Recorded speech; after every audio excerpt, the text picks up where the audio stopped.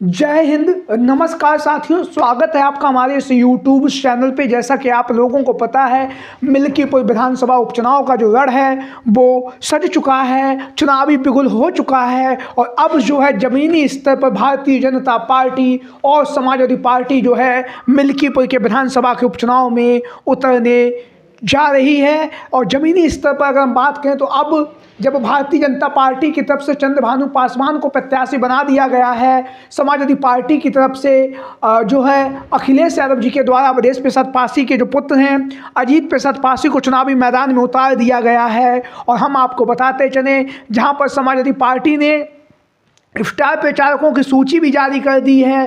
पहली सूची जो है वो जारी हो चुकी है। समाजवादी पार्टी की तरफ से 40 स्टार प्रचारकों को जो है मौका मिला है मिल्कीपुर के विधानसभा उपचुनाव में पहली सूची में सपा के प्रचार प्रसार करने के लिए। वहीं पर भारतीय जनता पार्टी के द्वारा जहां पर तमाम दिग्गज नेताओं के टिकट की दावेदारी चल रही थी, लेकिन भारतीय जनता पार्टी ने यहाँ से चंद्रभानु पासवान को चुनावी मैदान में उतारा है। और चंद्रभानु पासवान के चुनावी मैदान में उतरने के बाद जो है भारतीय जनता पार्टी कहीं ना कहीं नए जोश और उत्साह के साथ मिल्कीपुर विधानसभा उपचुनाव की तैयारियों में जुटी हुई है। हम आपको बताते चले, जब से चंद्रभानु पासवान के प्रत्याशी के नाम का ऐलान हुआ है तब से कहीं ना कहीं भारतीय जनता पार्टी के जो नेता हैं उनके अंदर नाराजगी की जो खबरें वो साफ तौर से देखी जा रही हैं। बाबा गोरखनाथ हों या राधेश्याम त्यागी हों या इंद्र प्रताप सिंह उर्फ खब्बू भैया हों, इन सभी नेताओं की जो दावेदारी थी वो मिल्कीपुर विधानसभा उपचुनाव में भारतीय जनता पार्टी के प्रत्याशी के तौर पर चल रही थी। लेकिन भारतीय जनता पार्टी की तरफ से चंद्रभानु पासवान को चुनावी मैदान में उतारा गया है।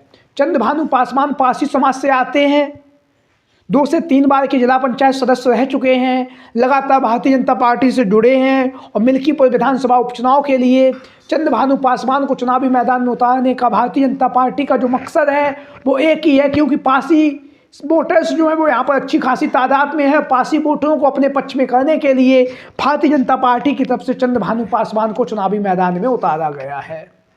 चंद्रभानु पासवान के चुनावी मैदान में उतरने के बाद मिल्कीपुर विधानसभा उपचुनाव की जो टक्कर है वो कांटे की हो चुकी है, क्योंकि पासी वोटर यहाँ पर काफ़ी ज़्यादा महत्वपूर्ण भूमिका अदा करते हैं। और हम आपको बताते चलें, चंद्रभानु पासवान के नामांकन में भारतीय जनता पार्टी के जहाँ पर तमाम मंत्री नेता सांसद वहाँ पर पहुँचे थे, लेकिन भारतीय जनता पार्टी की तरफ से जो टिकट के दावेदार नेता थे, चाहे खब्बू तिवारी हों या राधेश्याम त्यागी हों या फिर बाबा गोरखनाथ हों, इन लोगों की वहाँ पर अनुपस्थिति थी। खास तौर से बाबा गोरखनाथ की जो दावेदारी थी वो काफ़ी मजबूती के साथ चल रही थी, क्योंकि बाबा गोरखनाथ जो है मिल्कीपुर के पूर्व में विधायक भी रह चुके हैं। लगातार धुआंधार तरीके से जो है बाबा गोरखनाथ के द्वारा धुआंधार तरीके से चुनाव प्रचार किया जा रहा था, लेकिन भारतीय जनता पार्टी ने अंतिम समय पर चंद्रभानु पासवान को चुनावी मैदान में उतार दिया, जिसके बाद बाबा गोरखनाथ की जो नाराजगी की जो खबरें हैं वो सामने आई। वहीं पर राधेश्याम त्यागी को लेकर भी जानकारी सामने आई है कि जो राधेश्याम त्यागी हैं उन्हें हार्ट अटैक भी आया है। टिकट के प्रबल दावेदारों में शुमार थे राधेश्याम त्यागी। जब चंद्रभानु पासवान को भारतीय जनता पार्टी ने टिकट दे दिया तो उसके बाद उन्हें हार्ट अटैक आया, और हार्ट अटैक आने के बाद जो है उनसे मुलाकात करने के लिए जो है समाजवादी पार्टी के जो प्रत्याशी हैं अजीत प्रसाद पासी ने उनसे मुलाकात भी की है अस्पताल में जाकर। वहीं पर खब्बू तिवारी के नाम की भी चर्चाएं चल रही थी टिकट की दावेदारी में, क्योंकि हम आपको बताते चलें, क्योंकि ये जो सीट है, हालांकि ये सीट जो है वो सुरक्षित सीट है। और उससे पहले अब हम बात करें गोसाईगंज की जो विधानसभा सीट थी, वहाँ से खब्बू तिवारी का नाम चर्चाओं में रहा भी है और पूर्व में विधानसभा के चुनाव में उन्हें भारतीय जनता पार्टी ने टिकट भी दिया है। तो खब्बू तिवारी की जो पैठ और मजबूत पकड़ है ब्राह्मण समाज के वोटरों में मिल्कीपुर और अयोध्या की लोकसभा सीट पर, तो कहीं ना कहीं खब्बू तिवारी के नाम की जो चर्चाएं हैं वो काफ़ी तेज़ी के साथ चल रही थी। हालांकि हम आपको बताते चलें, जहां पर नाराजगी की जो खबरें हैं वो भी लगातार सामने चल रही हैं। भारतीय जनता पार्टी के द्वारा इन नेताओं को मनाने का प्रयास किया जा रहा है। हालांकि बाबा गोरखनाथ को मनाने के लिए योगी आदित्यनाथ ने उन्हें अपने लखनऊ बुलाया। लखनऊ बुलाने के बाद उन्होंने उन्हें मनाया भी है, लेकिन मनाने के बाद वो चुनाव प्रचार में जुटे हुए भी हैं, लगातार भारतीय जनता पार्टी का चुनाव प्रचार कर रहे हैं। वहीं पर अंदर ही अंदर खबरें ये भी चल रही कहीं ना कहीं भारतीय जनता पार्टी के जो नेता हैं, जिनकी जो नाराज़गी है वो साफ तौर से देखी भी जा रही है, पर्दे के सामने नहीं तो पर्दे के पीछे से ही। तो कहीं ना कहीं अब जो खबरें चल रही हैं कि ये जो नेता हैं, आगामी जो विधानसभा उपचुनाव की जो तारीखें हैं उसमें कहीं ना कहीं समाजवादी पार्टी के जो प्रत्याशी हैं अजीत प्रसाद पासी को भी अपना समर्थन दे सकते हैं, क्योंकि राजनीति में कभी भी कुछ भी हो सकता है, कुछ भी नहीं कहा जा सकता है, कब कौन बदल जाए, कब कौन किस तरफ चला जाए। लेकिन जो राजनीति के समय में, राजनीति में जो माहौल बना है वो माहौल यही है कि भारतीय जनता पार्टी जो है मिल्कीपुर विधानसभा सीट पर उसे इस बार कांटे की टक्कर देखने के लिए मिल रही है, और उतना आसान नहीं होगा भारतीय जनता पार्टी के लिए मिल्कीपुर विधानसभा उपचुनाव जीतना, जितना विधानसभा उपचुनाव में 9 सीटों में 7 सीटों पर जीत दर्ज करने के बाद भारतीय जनता पार्टी ने अपने आप को जो है सहज महसूस किया है। मिल्कीपुर विधानसभा सीट पीडीए बहुल सीट है, एक ही सीट है पूरा उत्तर प्रदेश, और जो भी पार्टी है, समाजवादी पार्टी और भारतीय जनता पार्टी, तमाम दिग्गज नेता जो है मिल्कीपुर में उतरने जा रहे हैं।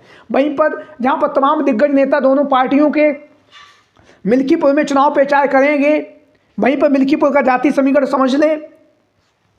कुल मतदाता 3,40,000 हैं, पुरुष मतदाता 1,82,000 हैं, महिला मतदाता 1,58,000 हैं, ब्राह्मण जो है 60,000 हैं, यादव 55,000 हैं, पासी 55,000 हैं, मुस्लिम 30,000 हैं, ठाकुर 25,000 हैं, दलित भी यहाँ पर 25,000 हैं, कोरी 20,000 हैं, चौरसिया 18,000 हैं, वैश्य 12,000 हैं, पाल 7,000 हैं, मौर्य 5,000 हैं, अन्य जो जातियां वो यहाँ पर 28,000 हैं। तो भारतीय जनता पार्टी की तरफ से पासी वोटरों में सेंध लगाने के लिए यहाँ से चंद्रभानु पासवान को चुनावी मैदान में उतारा गया। अगर भारतीय जनता पार्टी चंद्रभानु पासवान को चुनावी मैदान में नहीं उतारती तो कहीं ना कहीं मिल्कीपुर की जो विधानसभा सीट है, यहाँ पर हमेशा से ही पासी समाज के जो वोटर हैं उनकी भूमिका जो है महत्वपूर्ण रही है। और अजीत प्रसाद पासी के चुनावी मैदान में उतरने के बाद जो पासी वोटर एक तरफा समाजवादी पार्टी को वोट देने जा रहा था, तो कहीं ना कहीं अब उसमें बिखराव की जो उम्मीदें हैं, बिखराव की जो कल्पना है वो भी की जा रही है मिल्कीपुर विधानसभा उपचुनाव में। जहां पर हम आपको बताते चलें, ब्राह्मण समाज की अगर बात करें तो ब्राह्मण समाज जो है 80% भारतीय जनता पार्टी को वोट देगा। वहीं पर 20% समाजवादी पार्टी को भी वोट दे सकता है। पासी समाज 70 से 80% जो है समाजवादी पार्टी को वोट दे सकता है, और वहीं पर 20 से 30% भारतीय जनता पार्टी को भी वोट दे सकता है। वहीं पर यादव समाज की बात करें तो वो 99 से 100 में 100% भी समाजवादी पार्टी के प्रत्याशी को भी वोट दे सकता है। अवधेश प्रसाद पासी के जो पुत्र हैं अजीत प्रसाद पासी, उस साइकिल को अपना वोट देगा। 3 ही जातियां यहाँ पर महत्वपूर्ण भूमिका में हैं। वहीं पर जो है मुस्लिम समाज के वोटरों की भी काफ़ी ज़्यादा महत्वपूर्ण भूमिका होने जा रही है। तो मुस्लिम समाज हमेशा से ही समाजवादी पार्टी को अपना वोट देता रहा है, तो उस हिसाब से मुस्लिम वोटरों की बात करें तो लगभग 90 से 95% मुस्लिम मतदाता जो हैं वो सपा को अपना वोट देंगे। तो कहीं ना कहीं यहाँ पर जो टक्कर है वो कांटे की मानी जा रही है। आप लोगों की राय कमेंट बॉक्स में। आज की वीडियो में इतना ही। जय हिंद, जय भारत।